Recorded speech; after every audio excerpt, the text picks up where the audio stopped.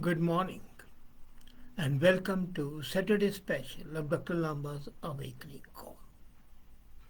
Hindu pantheon has a variety of gods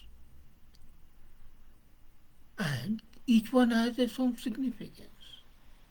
But some gods cross the religious dimensions and have a universal cosmic appeal. Ganesh is one, but the most appealing god who resonates to young and to the old, to all the religious people, all over the world, crosses the frontiers and the boundaries of religion, is Lord Shiva.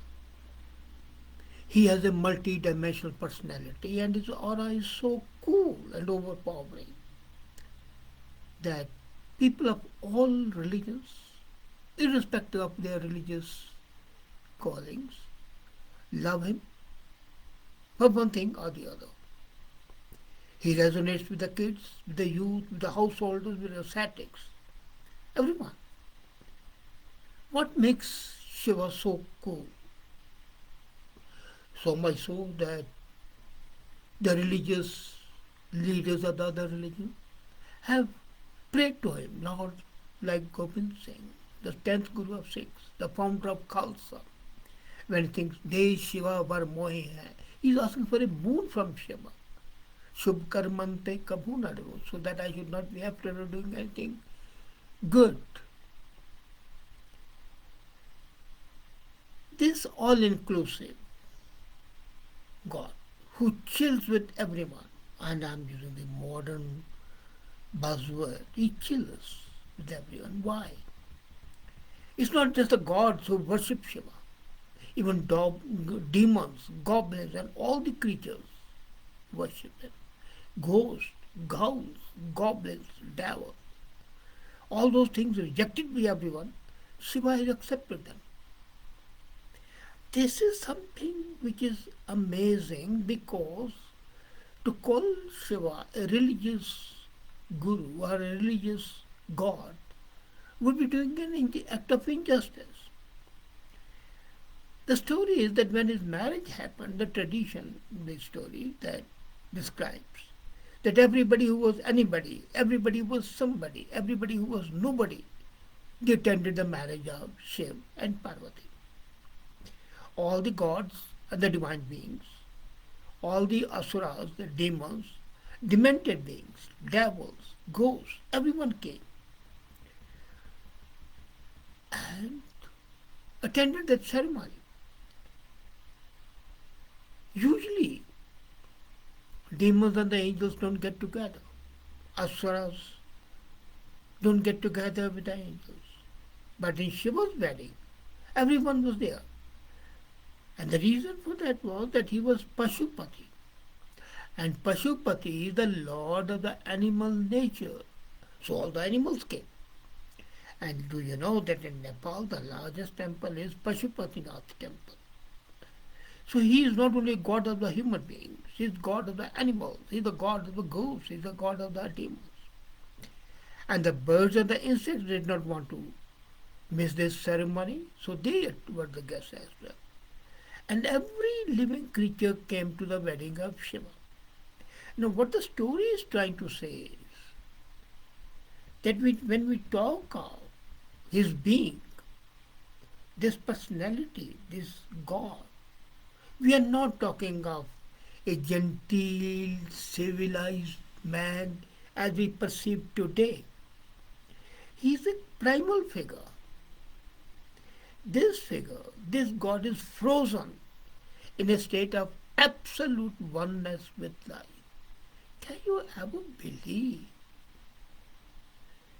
that a figure absolutely frozen in thought and it's absolute in tune with all life, whatever shape, whatever form it might have, it doesn't differentiate. The meaning thereof is either pure consciousness, completely, without pretension, any pretension, never repetitive. And that's the beauty, Shakespeare said of Cleopatra, whom neither age can stale nor custom wither, and she had various varieties.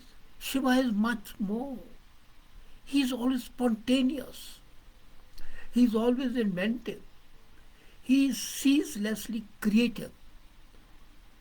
He is, in fact, perfect representation of life, forever onward, forward, spontaneous, unknowing, ceaseless, creative, everything. That's the first reason. So a God who represents life in itself would naturally appeal to the people of all climates, all places, all thoughts. And that's why I'll come to that later on. His dancing. I've seen the Raja figure in the offices of at least 7 to 8 presidents and the prime ministers. And practically each cine hero, each dancer has that portrait or that statue. Now, he is the ultimate man, the second reason why he resonates, but he is in touch with the feminine. Generally, Shiva is a symbolism of ultimate masculinity. But when you look at his form in Ardh Nari Shivastri, where half of the body is Shiva, fully, but the other half is a fully developed woman. It's amazing that this God, who is the ultimate form of the manhood, should combine the feminine aspect to half of it. Let me tell you the story what happened. Shiva was in an ecstatic condition, and because of that, Parvati was drawn to him. After Parvati did many things to woo him and sought all kinds of help, they got married. And once they were married, Shiva wanted to share whatever was his experience with her. And Parvati said that this state that you are in is within yourself. I want to experience it as well. What should I do? Tell me. And I'll do any kind of austerity, any fast, anything, any tradition. Shiva smiled and said, there's no need for you to do so. You don't have to indulge in any ritual. You don't have to fast. You don't have to do any act of.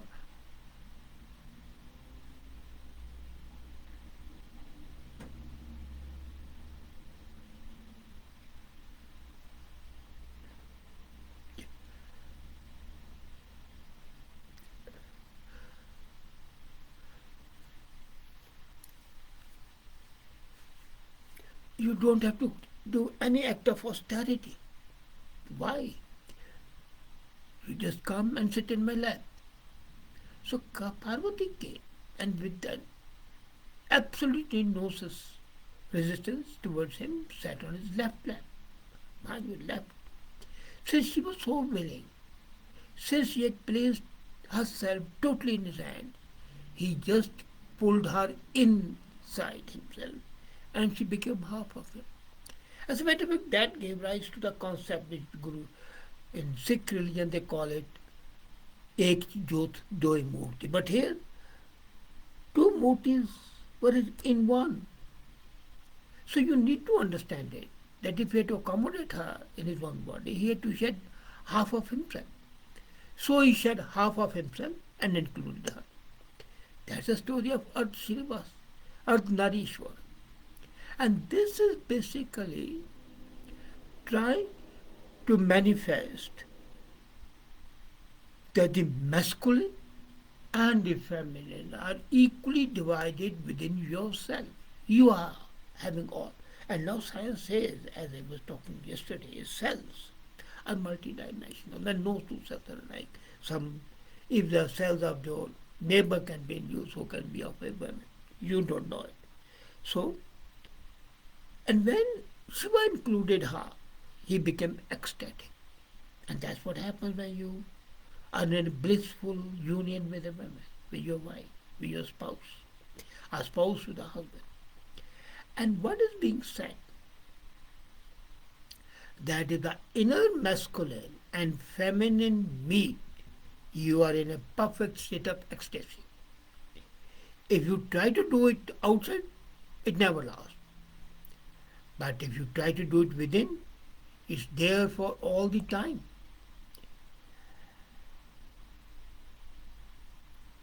And all the troubles that come are an ongoing drama. So this was something which has always appeared.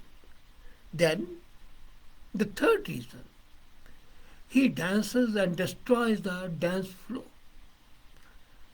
Natasha or Nataraja, Shiv as the Lord of Dance, is one of the most significant forms of Shiv. I went to CERN in Switzerland. CERN is a place where all atom smashing takes place. And can you believe it? In front of the entrance, I saw Nataraja's statue. And why? Because they identified there's nothing in the human culture that is closer to what they were doing it right now. Shiva had done it long back. The Nataraja, as far as picturization goes, represents the exuberance of creation, the dance of creation, which self-created itself from the eternal stillness.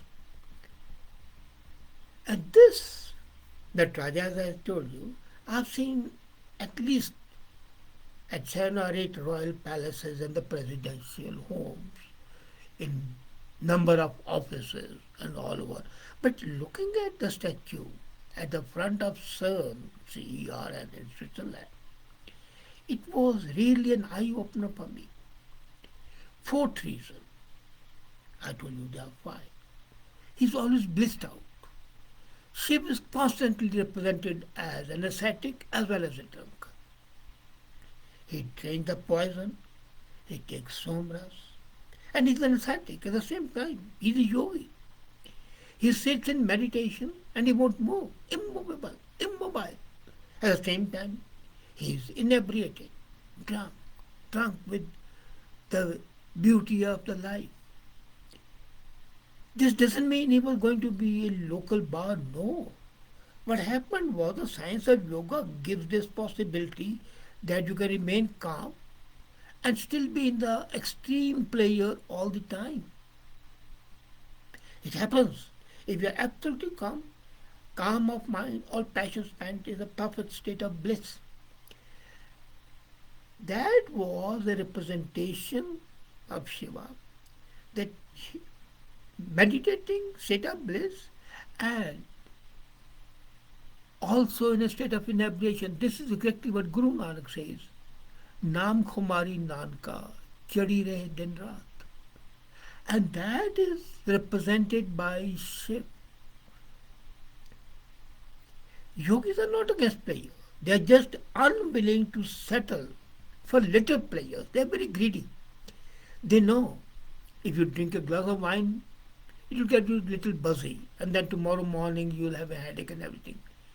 So enjoy that intoxication that can be totally drunk, but keeps you 100% stable and alert.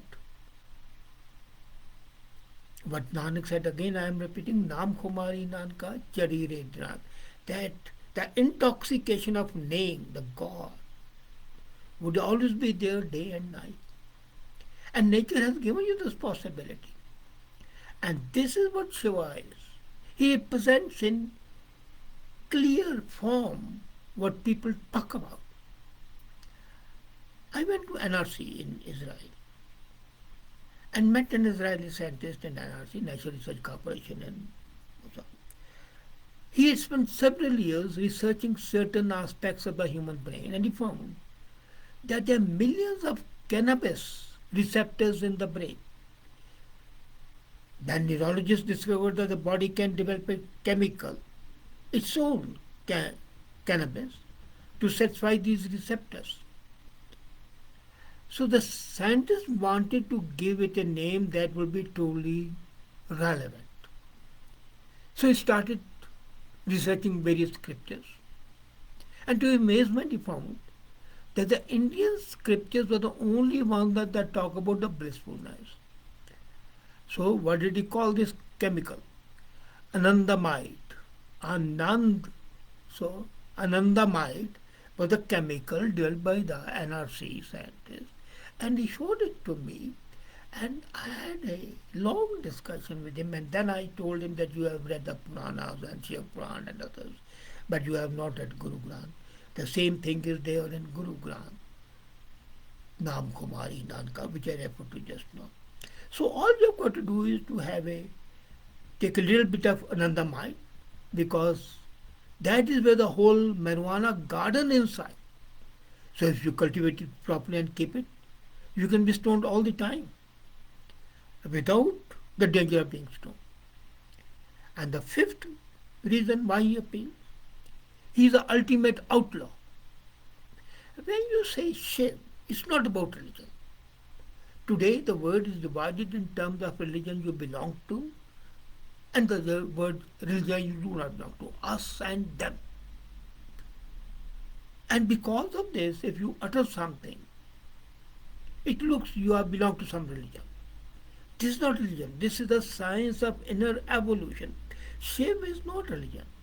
He is in fact the perfect embodiment of inner evolution.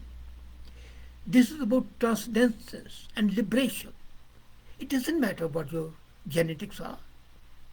It doesn't matter who your father was or what limitation you are born with or what limitation you have acquired.